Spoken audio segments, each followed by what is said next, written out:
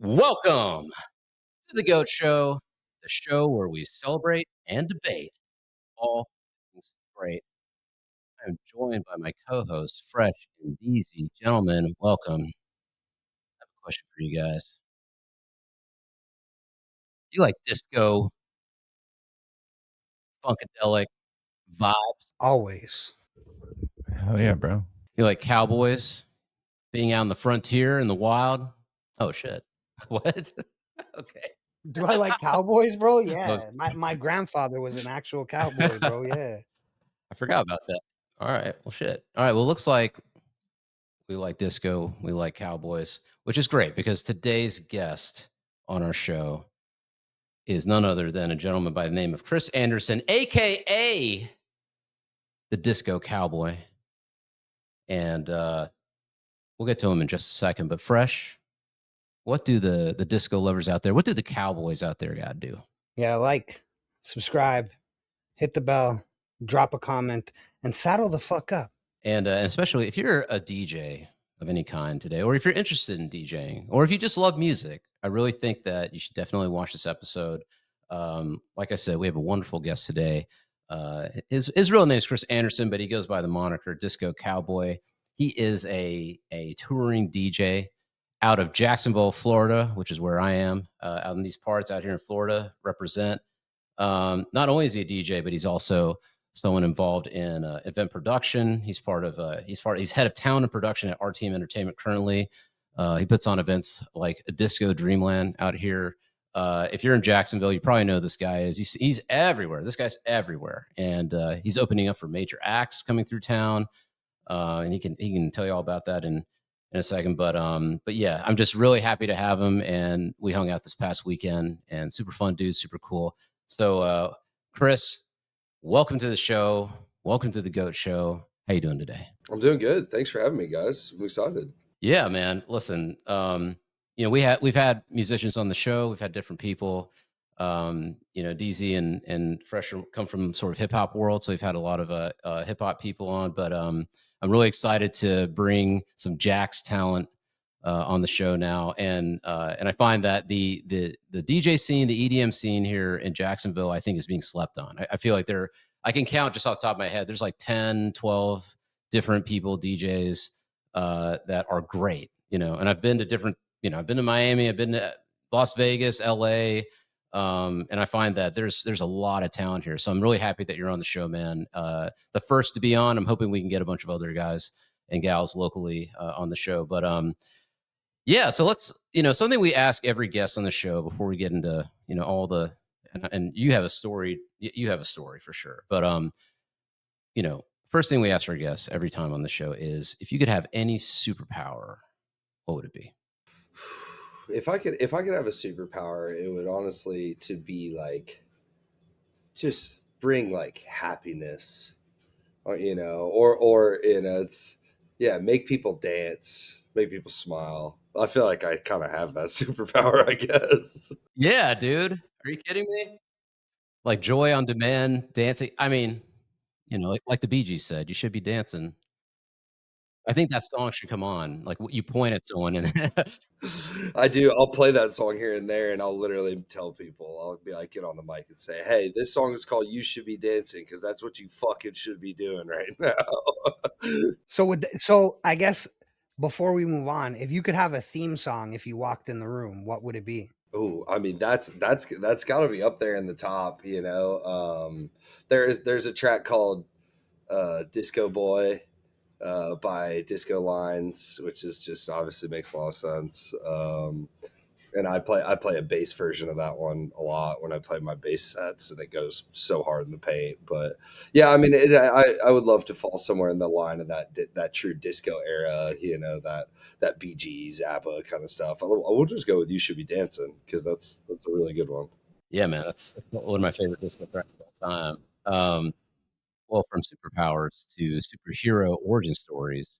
What was your life? Did you grow up in Jacksonville? Are you a Jacksonville native? I grew up kind of all over Florida, South Florida. I was born in Texas, hence the cowboy. And I lived there till I was like 11 years old. Then my family, we moved to Florida, lived in South Florida, like outside Fort Lauderdale. and then moved to Naples, Florida. Don't recommend that for any young folks. And then I left Naples, Florida. I moved all over New England. I played junior hockey for a while. I was a pretty high level hockey player. I lived in New York and Massachusetts and Maine, and then came back to Naples, Florida, and found myself just wanting to get the hell out of old people town and made my way to Jacksonville. Yeah, yeah. Well, my understanding is that that you play bass, originally. Like, was your family a musical family? That was music in the household? Was that something, or is it more your own path? No, yeah. I mean, my dad's always been a big music fan, as most people are, right? Our dad or mom, always listen to music. But no, nobody's musical. Nobody had the musical ability, really. I just, after my hockey career ended, I was looking for something different. And I just knew, I mean, my whole life I've known, I don't know where I got it. I remember being a young kid and just knowing, like, no matter what I do in life, I want to be different. I don't want to just have like a normal life and be a normal person, whatever that meant. I didn't really know when I was a kid, but I just knew, like, you got to be different. So, I thought sports was going to be the thing. I could have probably played minor league hockey, but when you really look at like the amount of money these dudes make and the toll, and like, I was like, I don't really need to make like 40 grand a year and risk my body and the rest of my life to play for the Iceman and the ECHL. So if the NHL was a factor, I would have been like, let's do it. But minor league hockey was not it. So I walked away from hockey, and I was just looking for something different. And I met a homie at a party who played music. And I was like, dude, I want to do this. He was like, yeah, do you like play an instrument? I was like, no. He was like, well, I mean, what do you want to do? I was like, I don't know. I mean, like, I think I have music. Like, I think I can be musical. Some people just like are like, I don't got it. And I'm like, I felt like I had it, but he was like, all right, well, you got to learn something. So I started learning how to play bass, and then the second, it took a couple months. After a few months, I mean, with friends, him and another buddy teaching me, like, once I could play a few hours worth of material, we learned a bunch of covers, and I immediately started booking us shows, playing at bars all over Naples, Florida. And then once I started getting paid to do it, was like, this is crazy, like, and it progressed so fast. So when did you like, when you're like, I don't know, like 15, 16? Is that when you started playing bass? I was 19-ish. So I'm 33 now. So yeah, 14 years. And again, once I learned, that was it. I mean, I've been doing pro music ever since. Yeah, I love that. Bass is the instrument that I played in college and bands and stuff. So Oh, no way. yeah, yeah, yeah. So I got a fondness for bass play. We are a discriminated class. All right, I want to hear nothing from anybody about bass players. All right, we keep the funk, we keep the groove. Oh, and that I gravitated to funk and funk music as a whole, because that was like, bass players were cool. Bass players were like the guy. So I was like, oh, this is my music. Yeah, yeah. Um, so okay, so you start playing bass, you start getting good, and it's funny that you're saying like you start booking shows, because that's a lot of what I'm notice about you in Jacksonville. I mean, you put on shows, like, and so I guess, is that always sort of been a part of your story? Just, I mean, I guess the go getter aspect of what you do. Just okay, like, you're playing bass, you have bands. Like, were you always the guy that's like, all right, let's go get the show, let's go figure this out? That type of person. Yeah. I mean, I was, admittedly, like, coming in late to the game. I was playing with a lot of good musicians who've been doing it for a while. So I was like the weak link in the music side of things. So I knew, like, well, you better contribute on the other side of things, because you got to pull your weight, and I wanted to be valuable in my bands. And so I was valuable as like the booking, kind of the manager. And I just, once I started doing it, I just became good at it. And yeah, and that just kind of progressed through life and then working on the other side of it as well. I then grew up, and I've tour managed for bands where I'm not even in the band, and I'm just tour managing and booking and doing all that stuff. So yeah, it just kind of happened, and then I realized, oh, I have like kind of a knack for this. Right, right. So, uh, you start playing bass. You're in bands. Were you a touring musician? hmm Yes. Okay, so you're touring with and were you touring with like your own bands, or were you touring with just other acts, or how did that whole thing work? Yeah, the touring, I mean, we never got huge or anything, but I toured in my own band. It was a group named the group I did the most touring in my band, and that was my band, was a group named Wilder Sons, from Naples, Florida. We were like indie rock, you think like, Arctic Monkeys and like that kind of that vein of music, Two Door Cinema Club type shit. And we just started, once you play around your town enough, you're like, okay, we got to get outside of town. And then I started booking us all over Florida, and then I started booking us around the Southeast, and we just started, just playing as much as we could. I mean, admittedly, like those guys and I, we just ran our course. They didn't necessarily have the same vision in mind for how far they wanted to take it, or like how much they were willing to sacrifice to get there. It's not easy, and I don't blame them for it at all. So over time, I just realized, like, all right, well, I'm gonna, I got to keep moving on. And I left Naples because it was just there's nothing happening down there. Don't tell the retirees that. It might be a party down there. Yeah, I mean, it's just there's just no music venue. Like there is nowhere to play. Like there's literally not a single music venue. There's nowhere. So as like a young indie rock kid, like, dude, you can't even I was building shows in bars.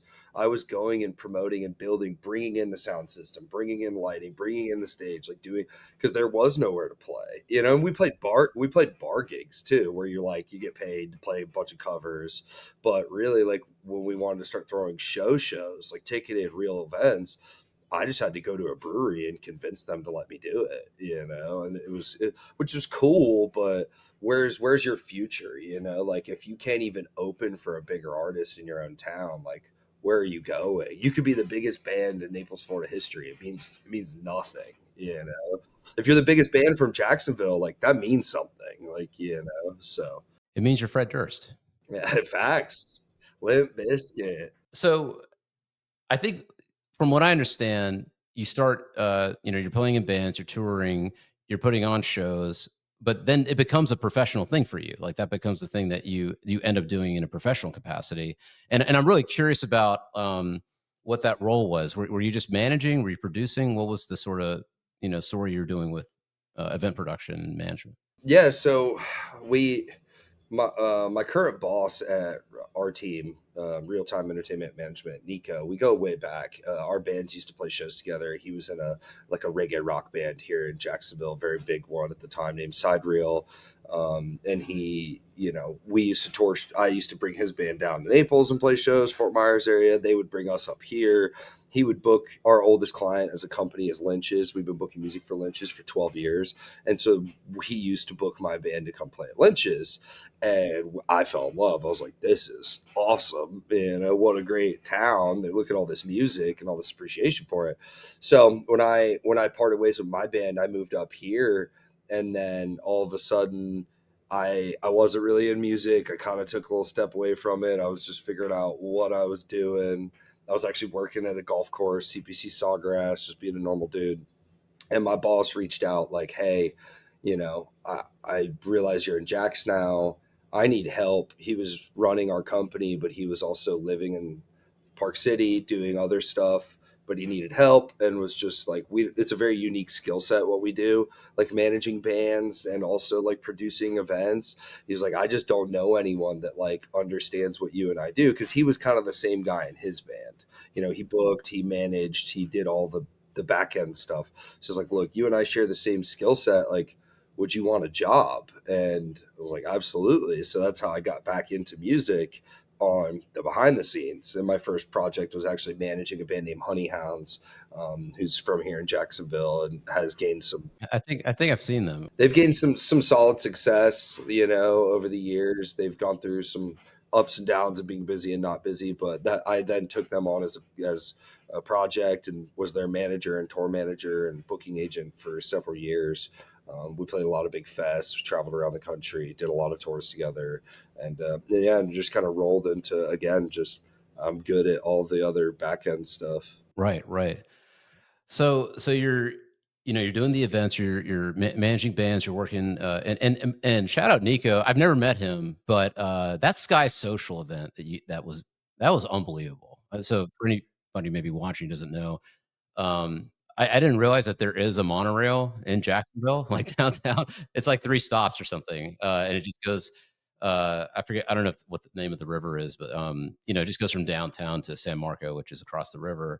And maybe we'll insert some footage here, but like that was incredible. It was 3 stages. Like each station had a stage, and one was like DJs. The middle was like live band performance, and then the last stage at the last stop was another kind of like DJ thing, and it was really well managed, and it was I mean I was really impressed. I was like, whoever put this on, and then I realized it was him. So Yeah, it's a really cool event. I mean, it's something that like you said, that monorail, the Skyway they call it, is so underutilized, and it was something that we were able to get with JTA, Jacksonville Transit Authority, and kind of came up with this concept because it's been a big like sore on the city for a long time. Spent a lot of money on this thing. It does go a bit further than what we programmed, but we were just kind of like, we need to keep this to a few spots, right? And did they just let you have your pick of like the entire rail? Like they were just like, yeah, okay, whatever. Like here's the 3 stops, go back and forth. I forget how we decided which stops. Those just made the most sense because they're, like you said, the most scenic, like going over the river from one station from Central to San Marco. You see the skyline. And then they were just the most, like, for lack of a better term, like some of the other stations are in pretty not great areas. So it was like, these are like and Kings, where it starts, has this huge, vast amount of parking. So it was just made sense. Like, all right, we're going to do these 3. And then, yeah, like you said, I mean, we built all 3 platforms into completely different themes, completely different decor, completely different styles of music, everything. And it is really cool. Out of all I mean, I've been doing events a long time. It is definitely one of those that you're like, wow, like this is cool. And same, everyone that goes is usually like, I can't believe this is even a thing. Oh, it's just 2 little cars. Yeah, it's like so we had 2 trains. We'd operate 2 trains. Each train has 2 cars, so you could move like 20 people at a time. And we would even put speakers and sound and lights inside the trains. So when you left a stage and got on the train, like the party's like still bumping as you're like cruising from platform to platform. It's very cool, like very cool. Yeah, I've never seen anything like it in any city I've ever been in. Like I've never seen anything like it. It was pretty super cool, man.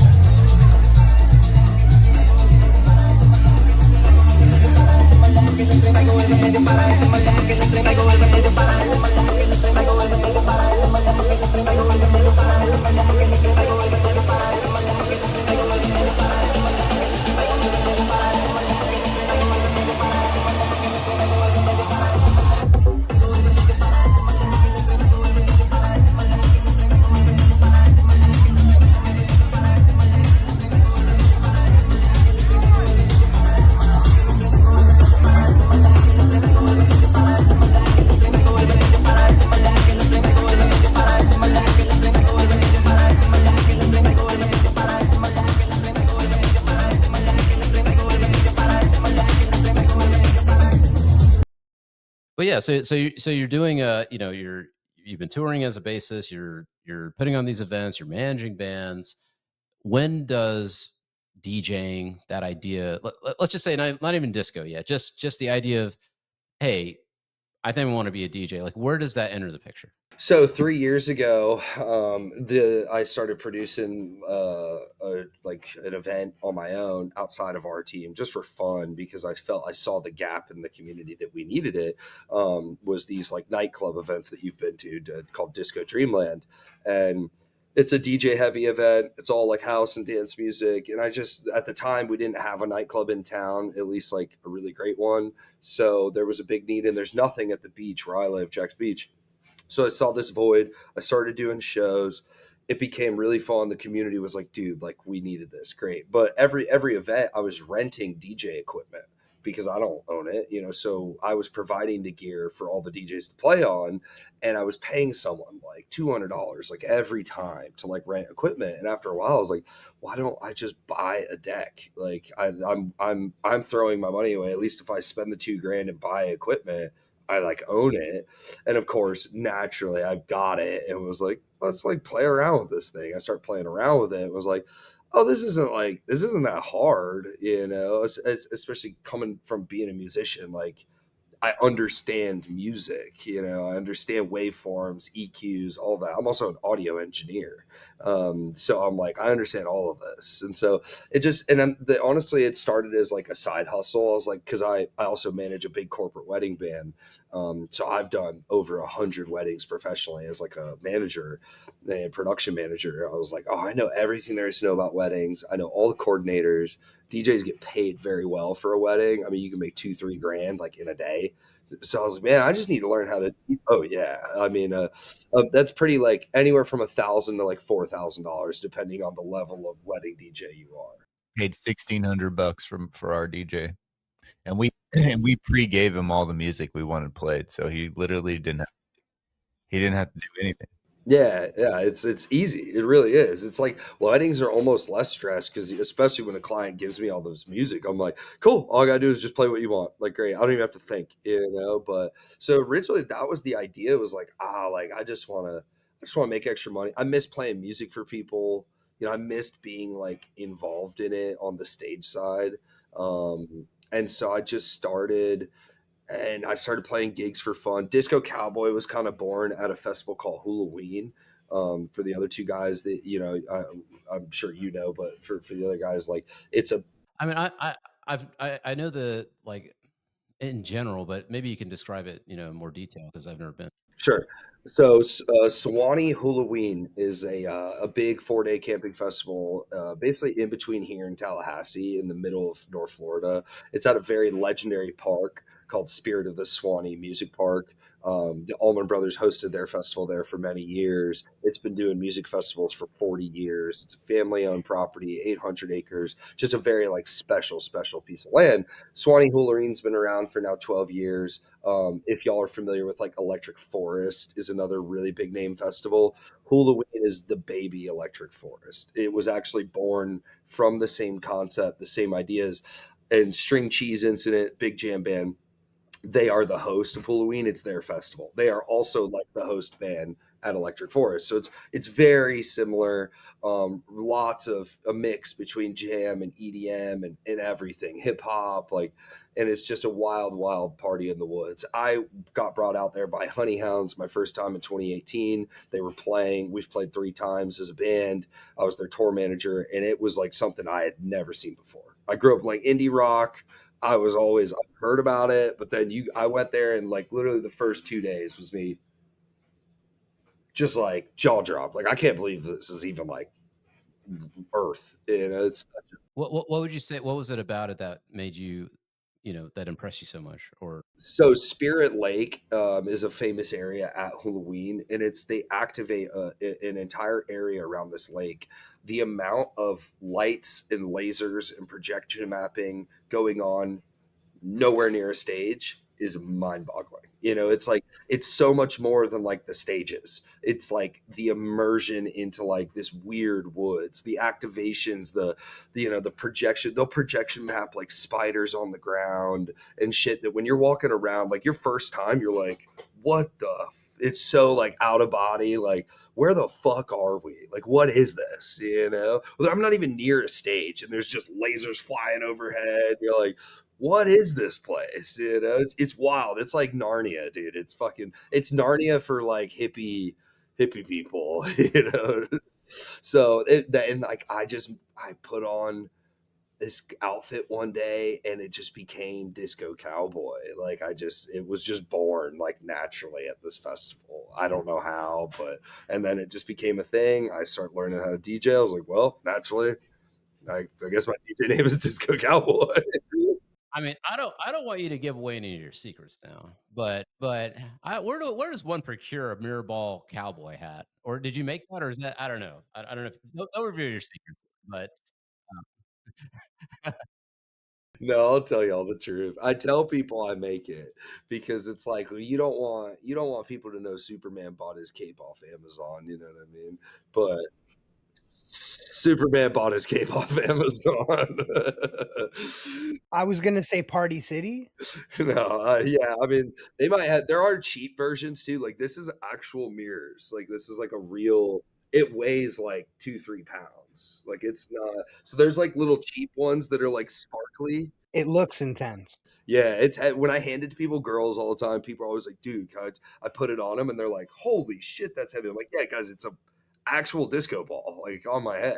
Like, so, and I usually hit them with like, "Heavy is the head that wears the crown." You know what I'm saying? I'm so corny. It's stupid. Heavy is the head that wears the ball, kid. Yeah, I don't want balls on my head, big guy. Well, I mean, what I love about what I love about you is it's not just the the outfits you wear, which are amazing, but the entire when you do a gig or when you DJ, like it's an entire presentation. So not only do you have a disco ball hat, you got a disco ball dancer. This chick comes out. I forget her. I forget what her name is, but The Countess of Confusion is what she goes by. yes, the Countess of Confusion. We'll put her. Cut to a clip.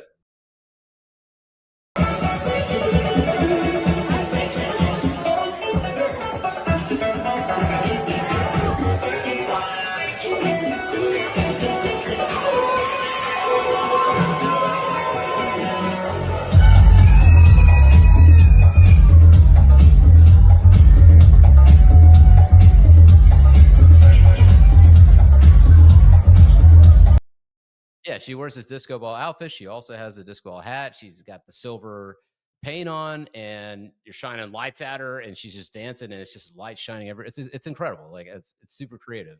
I don't think I've ever seen that before either.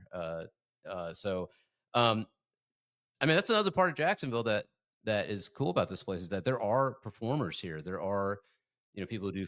Yeah, there's a lot, and which I was kind of surprised by. I'm relatively new to the area. I only came here beginning of last summer, but like a good friend of ours, Rebecca White. You know, it's kind of amazing, and I never really realized that about Jacksonville. I mean, maybe you could speak on that. Like, what is it about Jacksonville? Uh, the people, the energy here. I really feel like it's something. It's kind of a secret, and people haven't really discovered it. And people here are super cool, very energetic, open, fun. I mean, I don't know. Like, how would you describe it? So I mean the like the arts and music culture runs so deep here, decades, right? And it born mostly in the Southern mentality, like, gospel, soul. Our jazz community is super strong here. UNF is one of the best jazz programs in the country. We have the Jacksonville Jazz Festival, which been a big one for a long time. You have Douglas Anderson, which is a high school that is for performing arts. So a lot of kids go there to just be a musician, a dancer, a songwriter, whatever that is, a producer. And it starts kids off in high school. Imagine being able to go to a high school that is like all geared around like your passion and art. Super cool. So they foster that throughout just the youth here. And then you do. I mean, we're in the South, but it's not, people are like, we're in Florida, but like we're not really in Florida. Jacksonville's a very special. This isn't like I grew up in a lot of other parts of Florida. It's not like that. Like it's very Southern, it's very urban. There's a huge Black culture here. So you get all this cool soul and different flavors of like food and culture and music. So I think that's been like a big thing on why we have this many artists and stuff of all different walks of life. And then you get back to like, I mean, think like Leonard Skinner, the Allman Brothers, like you said, for, Fred Durst and Limp Bizkit. There is a lot of like famous, mostly in that rock and roll space, musicians and groups that have come out of here. Jahan Sweet, I think that's his name, is one of the biggest producers in all of hip hop and pop music and rap. Like he's like a multi-platinum Grammy award winning producer from right here in Jacksonville. You get a lot of that, I mean, some of the guys I work with, they play in bands, Arrested Development, they play for Fantasia, they play for Genuine, there's that like R&B, like soul, and a lot of killer musicians. So, and that's more speaking on my side musically.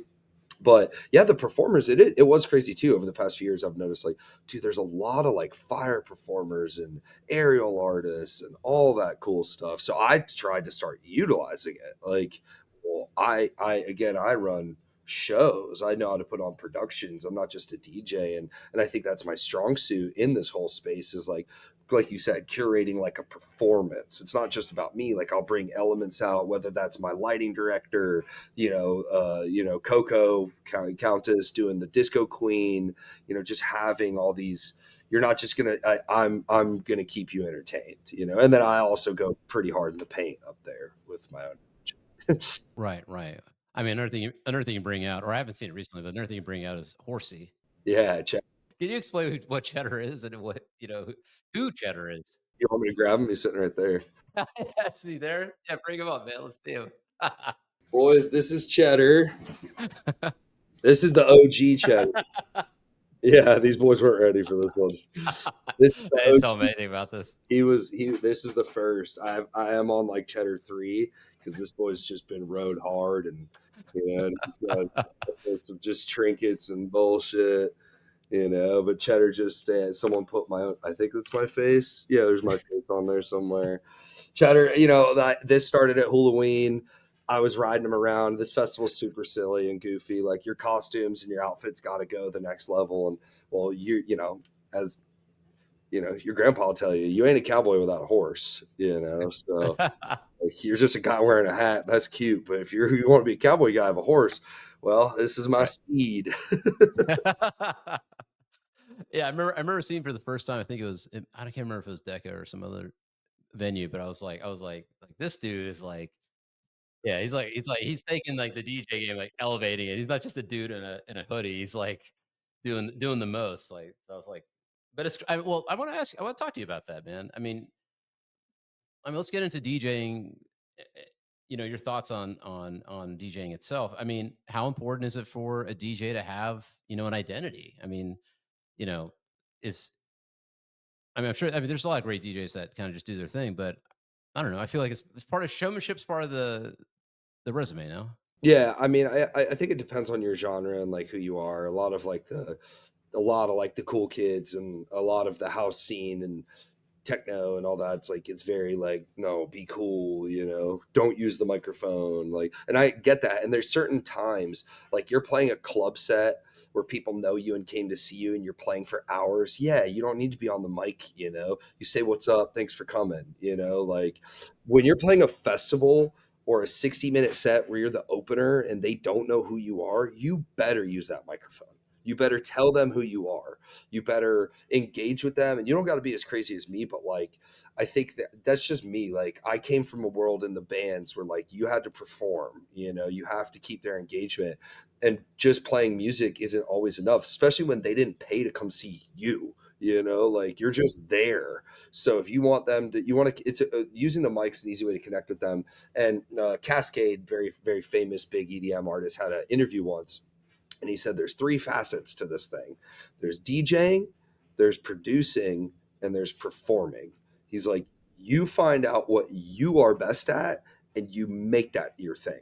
He's like, you can't be shit at the other 2, of course. You need to be decent at them, but you gotta like find what you're really good at. And so I'm best at performing. I'm a decent DJ. I'm learning. I'm working and producing. I released a track this year. We're working on more, but I've got a long way to go in that regard. It takes years to get good at it, but I know I'm a really good performer, so I'm leaning into that hard.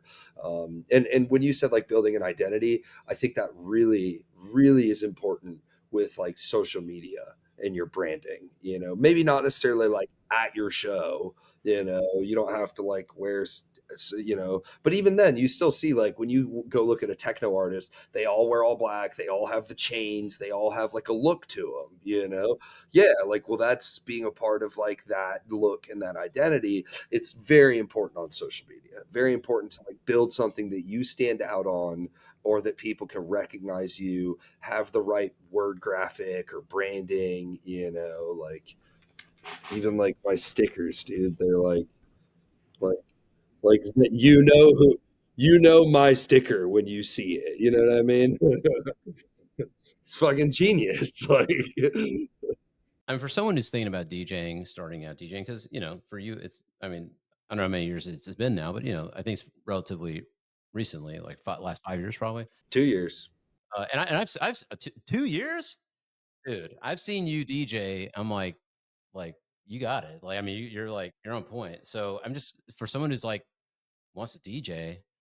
or has thought or thinking about it or is interested, I mean, what would you recommend for improving or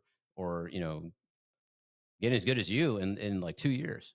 I would say, biggest things are like, you know, getting the right equipment for sure, helps. These decks are so they make it easy at this point. The computers and they do a lot of the work, and all the old school heads are gonna be like, oh, yeah, I get it, dude. Do you still use a horse and fucking buggy, or do you drive a car? You know what I'm saying? Like this whole like there's a lot of like culture around using the technology to your advantage. I'm like, dude, like that's the world you live in. I get it. It's fine. You might be a better DJ because you can DJ on vinyl, and I want to learn vinyl, and I will learn vinyl. But for now, I'm using the gear I have, and honing like what you want to play, but don't put yourself in a box. Again, like there's so much culture around this stuff, especially like house and techno.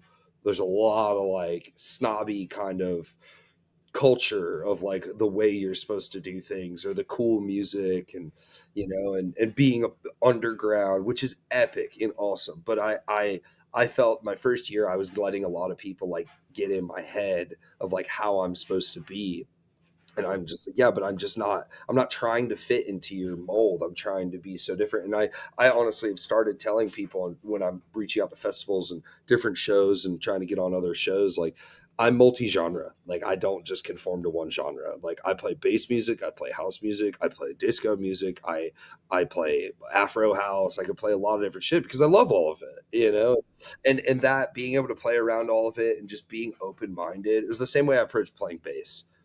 Think about it differently. Like, don't just. I mean, my favorite bassist was Flea, from the Red Hot Chili Peppers. You definitely know. Like, Flea was so outside the box. Like, was so different that he just thought like, I'm gonna play chords. I'm gonna do all sorts of unique shit. So I took that same approach when playing bass, and I stood out. And I'm sure some people turn their nose up at it. I don't. That's fine. Whatever, dude. You're just hating. Just that's the whole thing about art. Everything's already been done, dude.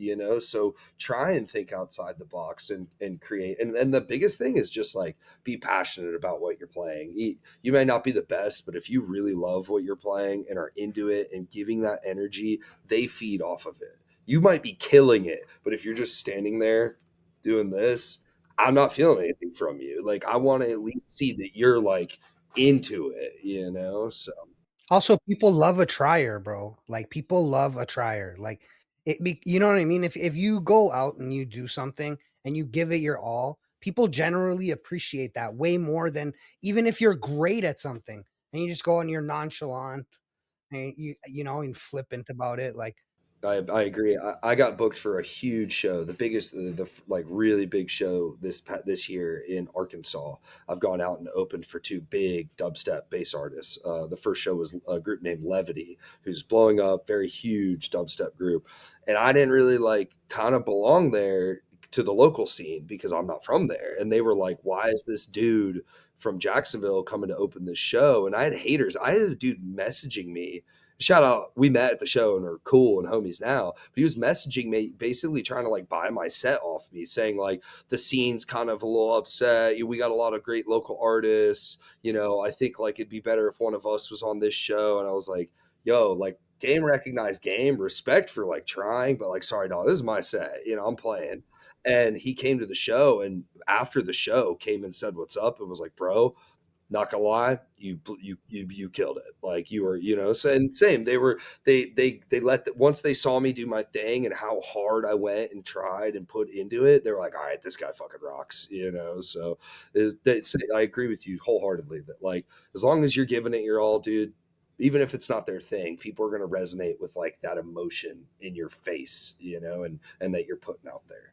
Yeah, I mean, I'm glad you pushed through that first year because that's probably around about the time I showed up this summer.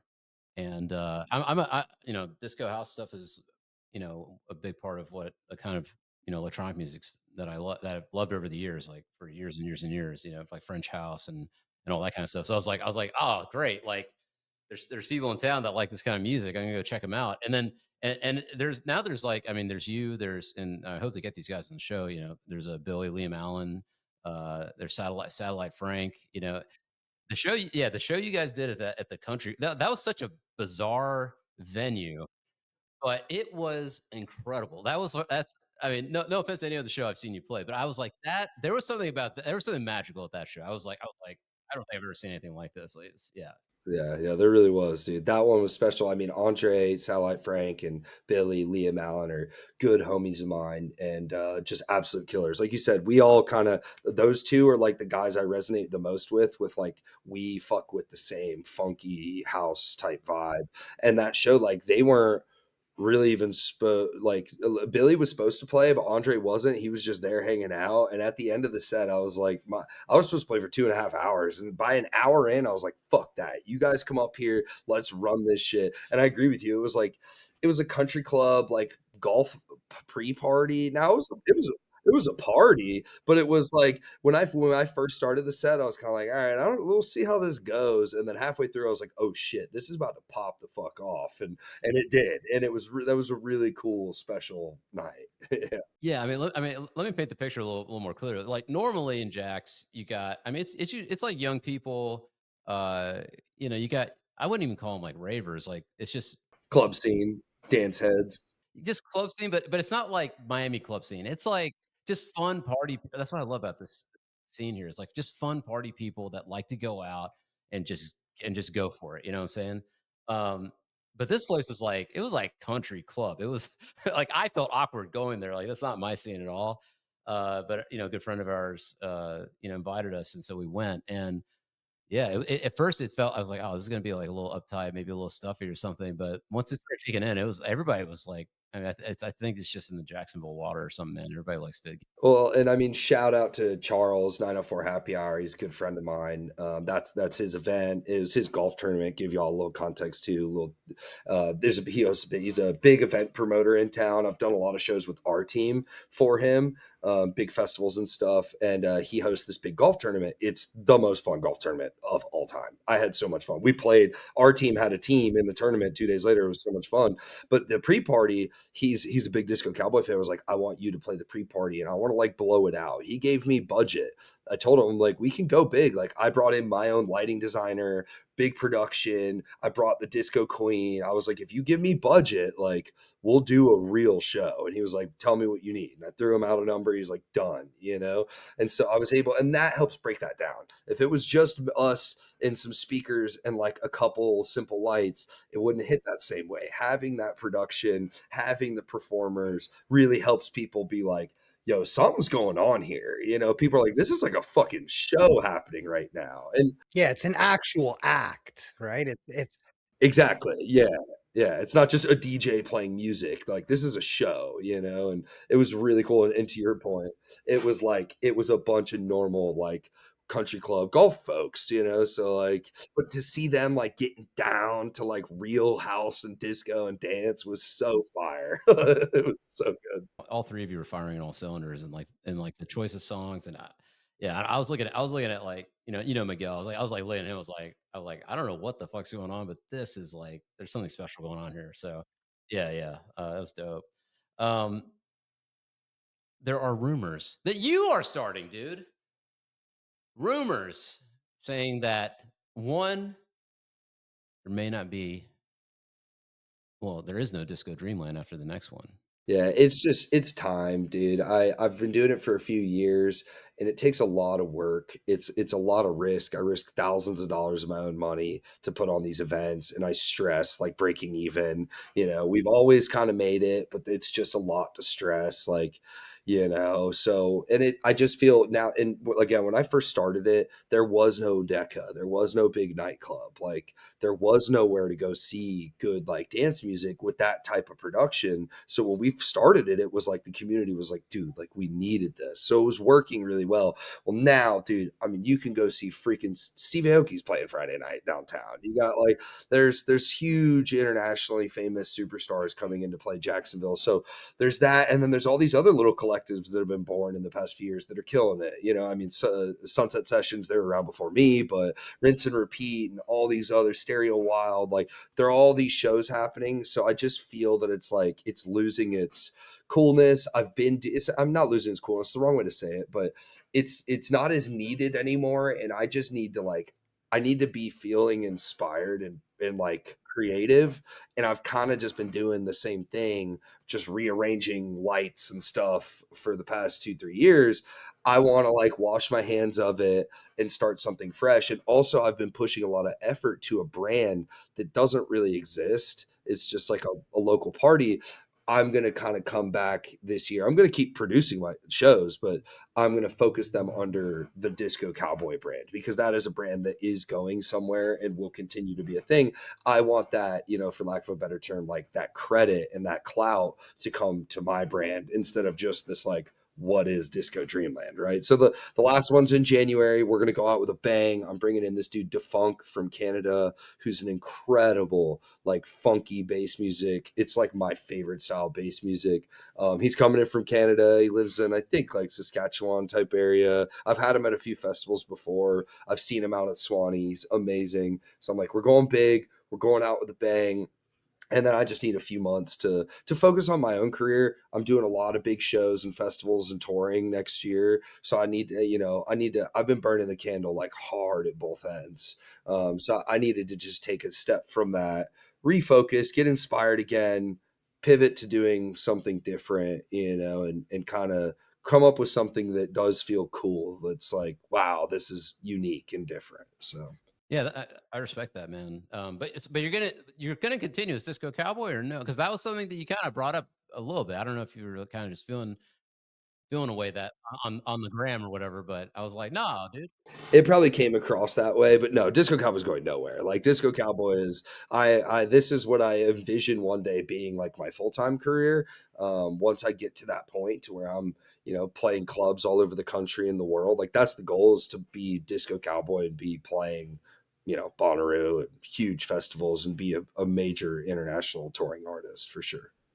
If you had to verbalize like 3 to 5 things that you have to do in the next couple of years to get you there, what do you think those things are? That's a great question. Number one is more music. I just released my first single this year, right before Halloween. It's done really well for just being what it is, having very little following, and it was a very special song for me. It was done with two of my dear friends, and so releasing more music. You know, you gotta have music. Until I released that song, I was just a DJ. I wasn't an artist. You know, there wasn't any music to go find. So now I've got at least a track. I wanted to have two more out by the end of the year. Shit just got crazy and busy and away from me. So I need to work on more music next year, more touring, you know, getting outside. At this point, I've done pretty much all there is to do in Jacksonville. I'm going to continue playing here, but I need to focus more on playing outside of this town and this state. You know, I've got some shows. I'm doing a bunch of ski resort shows. I'm a big snowboarder, so I'm doing shows in Park City and outside Lake Tahoe, doing stuff like that. That like is going to be great content, and it's really cool for me. Like I get paid to go DJ, and I'm going to snowboard like to my stage. You know, it's like the ultimate dream for me, like absolutely cool shit ever. So yeah, focusing on, you know, more touring, better content. I'm not bad at social media by any means, but it's just hard. You know, if you could blow up online, like if I had 50,000 followers right now, I'd be playing every festival there is. You know, I'd be way bigger. So sad that, you know, a little sad that that's like the world we live in, but like, yeah, also not sad, but that's the world we live in. Like you have to blow up. I used to teach this to bands, was like, you're either can sell tickets or you have social media metrics. That's really all they care about as a promoter at a festival. Will people come see you, or will you get the word out to the world? You know, so those are big, focusing on. So we said, you know, better social media, more music, more touring, um, and keep increasing the live show, which is, I don't know how I'm going to keep increasing it. I keep, every time I up the game, I'm like, fuck, I'm going to run out of tricks at some point. But You got pyrotechnics and shit? I do. I have used pyrotechnics already. Yeah. So, I mean, I don't know. Bigger pyrotechnics? Yeah. That's what I'm saying, dog. I'm like, The world doesn't know Disco Cowboys yet, so Jax can, you know, we can deal with it. You know what I'm saying? If it means that you get to tour and show everybody else, you know, we'll be all right. Yeah, and that's it. And like when I leave town too, I get to use a lot of the tricks I've already pulled in Jags. Well, it's like, well, yeah, it's just Jacksonville. They only know that. I'll even play songs and shit that are like kind of iconic songs that I have made my helped blow my career up, had great viral moments content wise. When I go to Arkansas, I'm gonna rip a couple of those tracks because like y'all have never seen me, you know. When I go to California, I'm gonna rip all these like bangers. Yeah, to me, it's a little like, I've played these a lot. Yeah, but they don't know that, you know? So, and a lot of DJs would turn their nose up at that. I'm like, yeah, but you're not getting it. Like, you know, if those songs work well for you here, that doesn't mean it's not cool to play them there. Like, these people don't know you, you know? Like, that's like a band going and like not doing some of their hits. Like, I know they're not my songs, but like they feel like kind of a big part of my career. So I'm a play them, you know, like I know they work well. Yeah, yeah. Um, I'm just curious. And I kind of want to go back to the idea of like, because you made a scene here. You know, you're in a town, didn't necessarily have I mean, I don't know how much was here already with like disco house and all and that kind of thing, but you went and did your own shows and did your own whatever and put together the bills and all that kind of stuff. I mean, is that something that you recommend, start DJ starting out, like, maybe that's what they do, that they, just take the initiative and make their own stuff happen and then just kind of go from there? I think, you know, if you have a town, if you have a club and venues that you can play and support bigger artists, that's going to be your best way to try and get in front of people, right? You know, my shows are great. What I also realized with Disco Dreamland was like, it's the same 200-300 people coming to these things, you know? I'm not really exposing myself to, like, new people. All these people already love me and know me. When I go play DECCA and open for, you know, a huge artist, I'm exposing myself to a whole new set of people that are like, I can't believe I never heard of you yet, you know? So those are huge. Like, getting on as a support artist or an opener is a big thing. So if you have that opportunity, do it. You know, that's what you wanna focus on. You wanna get in front of those clubs and buyers and try and get into those rooms. Well, we didn't have that when I started, so I did have to like build it. I also have a unique advantage as someone who's been building and promoting shows. I work in concerts. I know lighting guys and audio and I know all of it. So it's for some cats, they don't know that stuff and it's going to be a daunting task for them to like learn how to put a show together from the ground up, you know. So if you can, if you have the means, it's definitely it's a great way to build your own brand. And then, you know, and just focusing on like selling tickets. That's what I grew up in as a band world was like, you got to be able to sell tickets. You know, it doesn't, if you don't, if 20 people will come see you, like you need to have those metrics and you want to build it to then 35, 50, 100. When you start selling 100 plus tickets, like other agents, promoters, festivals will take notice of that and look at you like, well, this guy can actually get bodies in the room. You know, that's a big reason why DECCA books me. You know, obviously I put on a great show, but they know like when I play, like there's a lot of people that come to see me there. So yeah, I would say, you know, focus on building your audience, you know, building a brand or a show if you have the means. And a lot of cats are just, they're a little hampered by like the finances of it. Like I've invested a ton of money into this. Like I spent a lot of money building it. And I had talked to a lot of friends and DJs who were just like, man, but I'm only getting paid 300 for this set. I'm like, I come out of pocket a ton. Like, yeah, I'll blow my entire load just on my videographer. And then I've got my tour manager, my go-go dancers. Like some of those bigger DECCA shows, I'm losing $700. But like that, do you want to do this or not? You know, it's like then work a day job and make money and put it away to invest into your career. You know, we used to have that same mentality when it was releasing when I was tour managing for Honey Hounds, was like, if you spent 5 grand recording the record, you better spend 10 marketing it. Because what good is it if nobody hears it?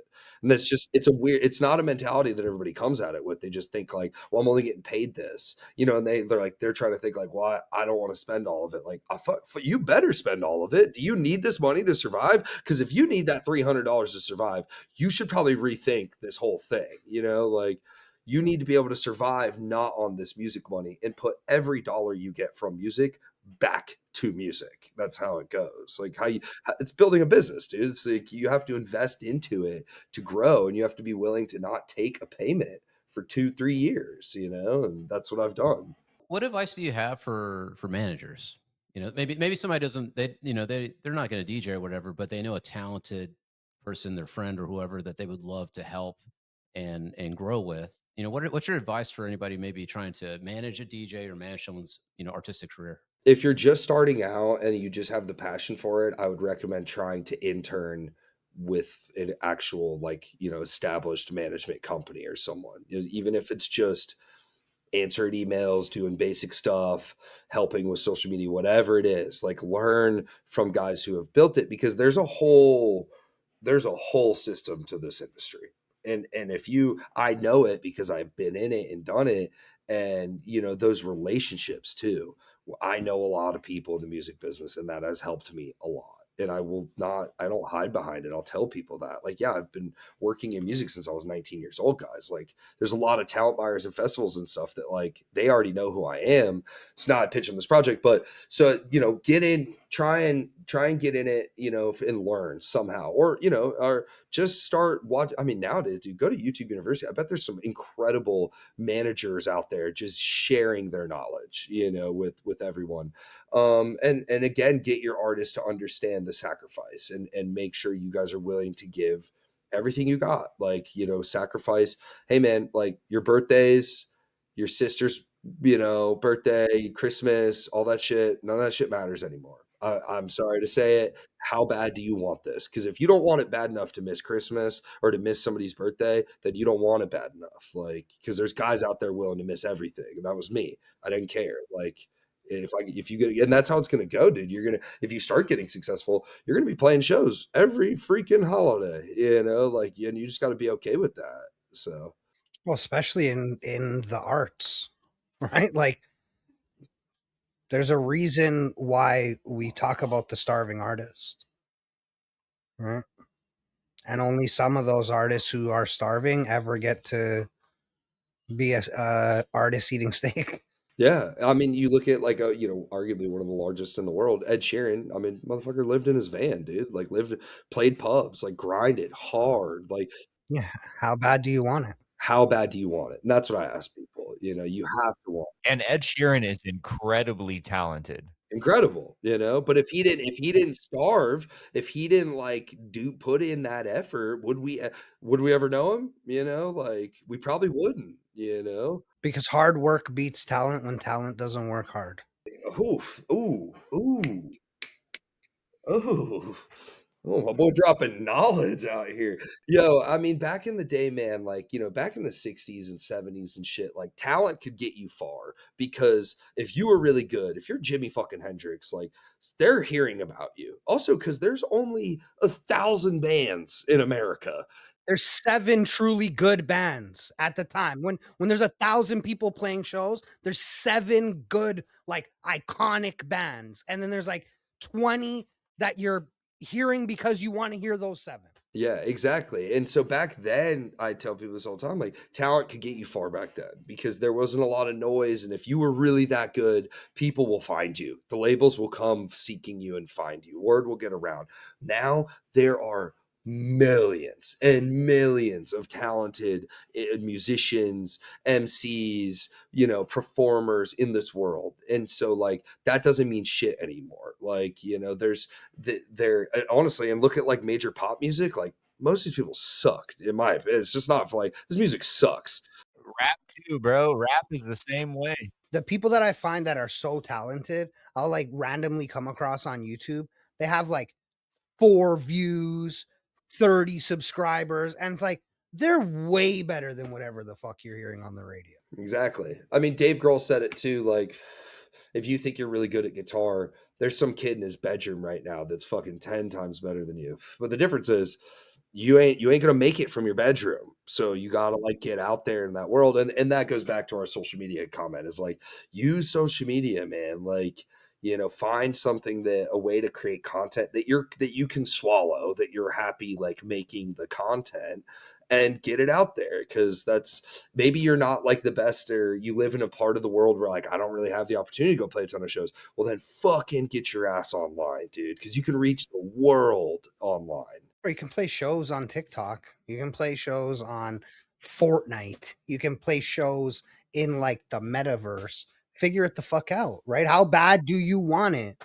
Yeah, and if you're really good at making music, and that's more your passion, studio guys versus live guys. A lot of guys who just like, I just love making it. Then get your shit on licensing agreements. Try and get your shit licensed to games, to movies, to stuff. Even if it's small potatoes, start putting it out there for people to use. Especially in the DJ world, that's a huge thing. You could be a bedroom producer, but if you make a fire ass track and some huge DJ plays it at a show, it's gonna start blowing up, and all of a sudden you might have a career. And there are DJs who like their first show was for like 2,000 people. You know what I mean? That's gotta be terrifying though, man. Like if you're a producer and then all of a sudden, yeah, dude, I'd be like, I would just warn people at the beginning of the show. I'm like, listen, guys, I make music. If this sucks, Yeah, I mean, dude, think about Zach Bryan. He was a Navy guy, like who just started he loved singing and playing guitar and making music, but like he didn't have any dreams of being a musician in that regard. He just made music for himself, but he put it on TikTok. His shit blows up. His first ever show, first real show, was a 2,000 person sold out show.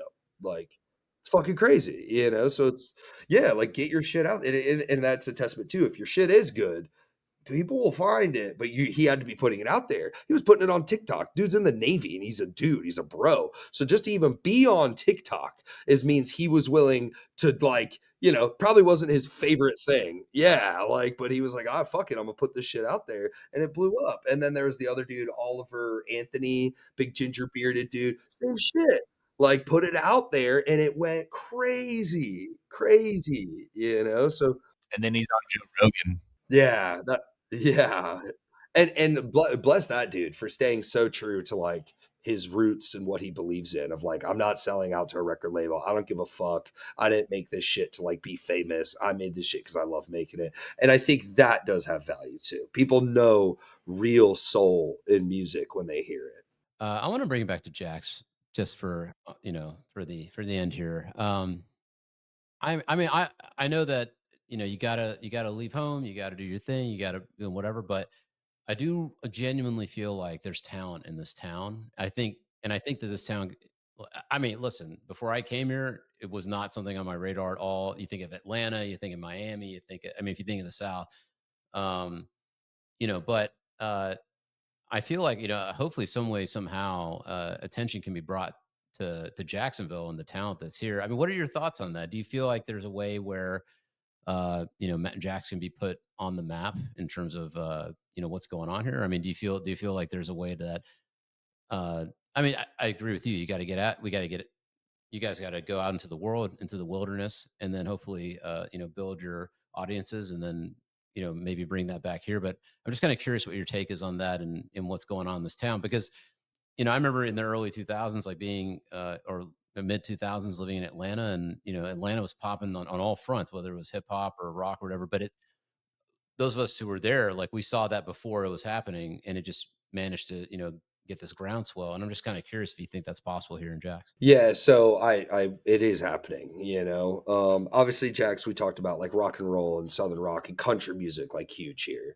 And even the rap scene is very, it's big here. It's very urban black culture, so there's a lot of it.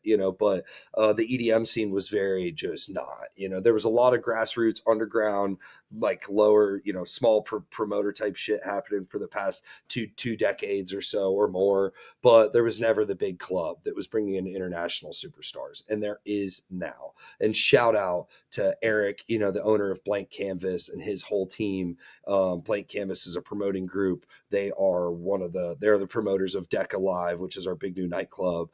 Eric and Evan are owners of DECCA, and Blank Canvas promotes shows in Orlando, Miami, Nashville, and they are now bringing some of the biggest names in music in EDM to Jacksonville, and that puts you on the map now.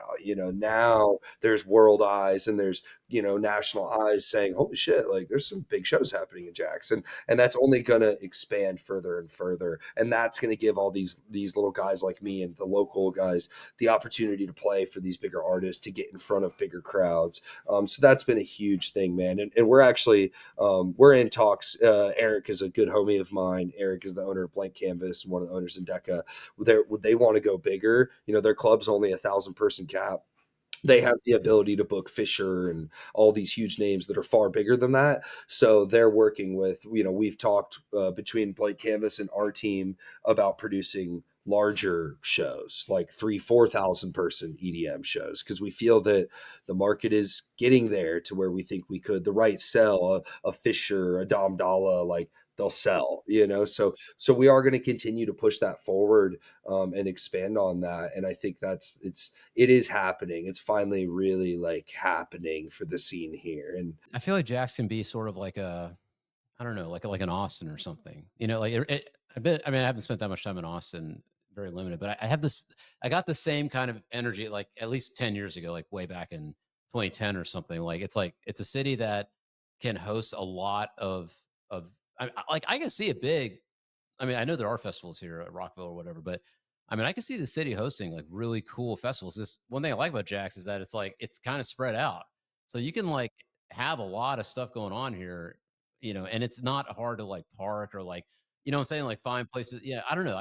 There's a part of me that looks at it and I'm like, I can see like sort of maybe like a sort of Austin-y kind of thing happening in Jacksonville, but I don't know. Yeah, I compare it a lot to Tampa because Tampa is a very similar city to us. It's a port city. It's on the water. It's more of like, commerce and working man type stuff. But Tampa's just like 10 years ahead, right? Like 15 years ago, it was, it was kind of hood. It was, sure, there was music and venues, but it wasn't like what it is now. Tampa is exploding, and you see it real estate wise. And after COVID, everything really changed too. People seeking Florida, Texas, these places that were still a little bit more open, and realizing like, shit, I don't, life's not that bad, and people moving here being like, damn, actually life's pretty freaking cool here. So Tampa, I think, is a really good. I think we're just in that 5 to 10 year window behind them. And another thing I will always bring up to people is having your major sports team be successful